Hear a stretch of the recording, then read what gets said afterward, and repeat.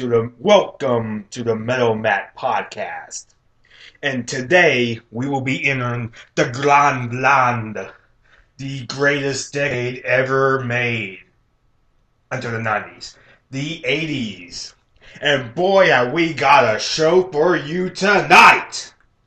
And so now it's time to shoot the shuffle. Let's get this over with so we can go to the 80s. The first song, Murders in the Rue Morgue by Iron Maiden from Killers. Great song from a pretty good album. This was back when Paul Di'Anno was still the lead vocalist for Iron Maiden, and this was before Bruce Dickinson came in. And while Paul Di'Anno is an okay vocalist, Bruce Dickinson I think is better, but Di'Anno is still pretty okay. Number 2, Last Train to Clarksville by the Monkees from the Monkees. A really cool little 60s band that was a parody of the Beatles. Number 3, Jet City Woman by Queensryche from Empire. Empire is a pretty good album. It came right after Operation Mindcrime, and it's a pretty good one.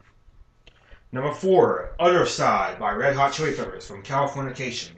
Really good mellow song from the Red Hot Chili Peppers. Probably one of their best. Number 5, The Animal in Me by Motley Crue from Saints of Los Angeles. Great song from a pretty good album that most likely will be Motley Crue's last. Number 6, Fat by Weird Al Yankovic from Even Worse. Really funny parody of Michael Jackson's Bad. Number 7, Kingmaker by Megadeth from Super Collider. One of Megadeth's best songs, if not their best song from their latest album. Number 8, Close My Eyes Forever by Lita Ford from Lita. Really good power ballad with Ozzy Osbourne. Number 9, Fantasy by Joan Jett and the Blackhearts from Flashback. Flashback is a kind of an outtakes album, as it has alternative versions of songs like I Love Rock and Roll, which she recorded with the Sex Pistols, and other songs like that. And so it's a really interesting album to listen to. And number 10, To the Morgue by King Diamond from The Spotter's Lullaby. Really great song and a really great closer to end the album. And now Shoot the Shuffle is over, and now it's time to get on to the greatest decade man has ever known, the 80s. And today we're going to be starting off the 80s with Fox and the Hound. So Fox and the Hound is a pretty mellow kind of movie. It almost reminds me of Lady and the Tramp in a sense. And it sort of revolves around a fox named Todd and a hound dog named Copper. And everybody tells them that they're going to be enemies, but they end up being friends. And when they're separated, they kind of go their separate ways, you know. And when they come back, they're older and voiced by Mickey Rooney and Kurt Russell. And they kind of become enemies after Todd accidentally gets Copper's friend and fellow hound dog Chief injured. And I'm not sure why Chief just didn't die. I mean, come on, it's Disney. Every animal dies, or at least somebody dies in a Disney film, but whatever. I think that was a missed opportunity. And so they do end up being the worst of enemies. And I think this was like the same year that Escape from New York came out. So it's like in one movie, Kurt Russell is just this hound dog in a Disney movie. And in the other, he's like a mercenary with an eye patch. But I like Escape from New York better than this movie. But that's another episode for another day. So anyway, I think this movie is pretty cool. The man from Chico and the Man is in here as Jack Slade, I think his name is. And he's like the owner of the Hound Dogs. Yeah, the Hound Dogs. And Mama Pearl, I think her name is. She's the owner of Todd. And everybody does a good performance in this one. And it's just a really laid-back movie. And I really enjoy how Todd and Copper's relationship kind of deteriorates from that point on. Like, they used to be the best of friends, and now they're the worst of enemies. And of course, they become friends again at the end of the movie, but it was still entertaining to watch. I mean, so overall, it's kind of a nothing movie. I at least enjoyed it when I was watching it, so that's at least a plus, you know. But overall, I wouldn't really recommend this movie. But again, if that's just a simple time waster, it's pretty entertaining. And now we move on to the Black Cauldron. And at this point, Disney wasn't doing so well, And the Black Cauldron, they wanted this to be the movie that saved it because I think at the time they spent a ton of money on the animation, and it didn't do that well at the box office, and I can kind of see why. But really, when you watch it, it's honestly a really interesting movie. It revolves around this boy who wants to be a hero. Unfortunately, the boy is really whiny, and we have to spend the whole movie with him, so I don't really like that. And he has a bunch of sidekicks, and I don't remember too much about the movie. The villain is great, the Horned King, who's voiced by John Hurt, and he's a great villain. And I'm not sure why he doesn't get more attention. But the Black Cauldron, the animation on it is very good. At least it's good to know that all that money went to some great animation. And, the Black Cauldron is like it's like this magic kind of supernatural thing that can raise dead armies and bring them back to life. And I think that's a really interesting take on it. So yeah, overall, I'm not really a huge fan of the Black Cauldron, but I can appreciate it for what it was trying to do. I think if the hero was a bit more likable, then it could have worked. And really, it's the hero that really doesn't do it for me. Like if the hero was just more likable, then it could have been a good film, but it's not. I'd actually say it's an okay film, and I would at least recommend it just for the animation. And so now we move on to about a year later or so, and we get The Great Mouse Detective. And this is actually a really great film that really does fall under the radar a lot because this was right. This was, of course, after the failure of the Black Cauldron, and this was right before the Disney Renaissance would end up happening. So this and Oliver's Company, it does kind of fall under the radar. But I definitely recommend it. The story revolves around Basil, basically a Sherlock Holmes detective type character, and in fact, he actually lives in Sherlock Holmes' house. He also has a sidekick, and he's here to save a little girl from the clutches of I can't remember his name, but it was Vincent Price's character. Trying to think what his name is. Radigan. Radigan's Vincent Price's name. Vincent Price does a great job at this, as always. Vincent Price, obviously a horror legend, really does a great job as Radigan.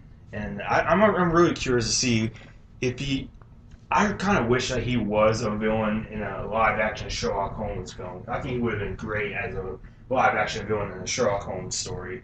But he does a great job. And usually when you have like celebrities, doing voiceover work, you don't really see the character, you just see the star. But with this one, I totally see him as a character. And it's probably one of the best roles he's ever played.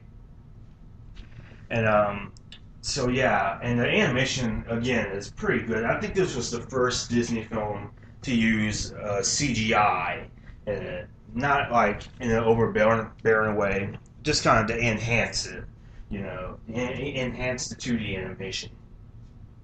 And the final climax is also really good as well.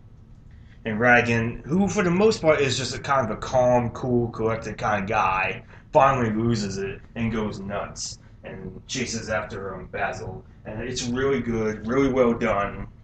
So overall, I definitely recommend The Great Mouse Detective. Definitely a step up from the previous Disney films. And so now we move on to Oliver and Company. And Oliver and Company is also interesting because it takes place in New York City, and I believe it's a take on Oliver Twist. And Oliver is portrayed by a young cat, and there's also a dog named Dodger, voiced by Billy Joel, which I thought that was really strange casting. Like, that was just really interesting. I didn't know Billy Joel could be an actor, but yeah, if only he was searching for an uptown girl. And but anyway, honestly, I don't really remember too much about this film. I know Cheech Marin was like the Chihuahua in there, and I know Bette Midler was in there as the poodle, and she gets a song, and and that's pretty good. But other than that, I don't remember too much about the movie, and that's probably for the better. But I do like the scenery of New York. You know, the animation in New York is really good, and really the backgrounds look like old paintings that you would see in an antique store. It's really well done. You know, the characters are all really likable as well. And I think this is one, and the villain is also pretty good as well. And I think this is one of the most violent deaths a Disney villain has ever gotten because he steps in front of a train and he gets just crashed by the train. Now, obviously, we don't see it, but we almost see it. And that's really cool and pretty brave of Disney to do at the time. So overall, Oliver and Company is okay. I think it's better than most people will give it credit for. And so now we move on to the final film of the 1980s. And this was the film that would spark the Disney Renaissance, as it were, and would bring Disney back from the brink. And that film, of course, is The Little Mermaid. And The Little Mermaid, a lot of people really credit, a lot of people really like, and I can see why. I like it as well. I mean, I think it's a really good song, a really good movie, and all the songs in there are great. Under the Sea, Part of Your World, Kiss the Girl, um, Ursula's song, whatever it was. I'm trying to think what it was. I cannot remember. But Ursula's song is also great as well. And the character of Ariel is kind of she is kind of a teenage kind of girl where she does kind of whine a lot, but she's still likable, you know. So and the story revolves around Ariel wanting to be human.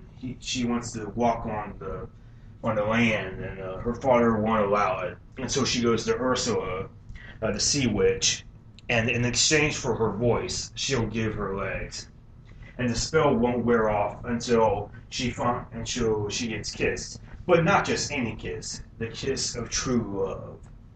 And so she takes the deal and she walks on the wall. And one of the great things about this movie is really just the physical comedy with Ariel and Prince Eric, who trivia note was voiced by the same actor who would voice Spider-Man in the 1990s Fox animated series Spider-Man.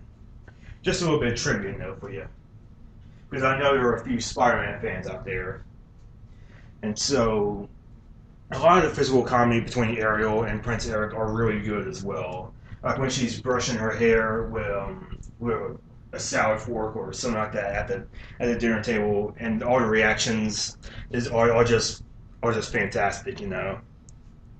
So, and I think the final battle between Ursula and all the other stuff is really well done as well. So overall, and the animation some of Disney's absolute best. Just really great. The sea is just grand. It's just grand as well, you know. So I really like the animation on this. Really well done. Some of Disney's absolute finest. So overall, Little Mermaid, it definitely deserves the praise that it's gotten. And so I definitely recommend Little Mermaid. And if you're still new to Disney, if you're just starting out, I think that The Little Mermaid would be a great thing for a first-time Disney fan. So that's it for the 80s. And on the next episode will be fun because we will be traveling to the great 1990s. And I'll see you then.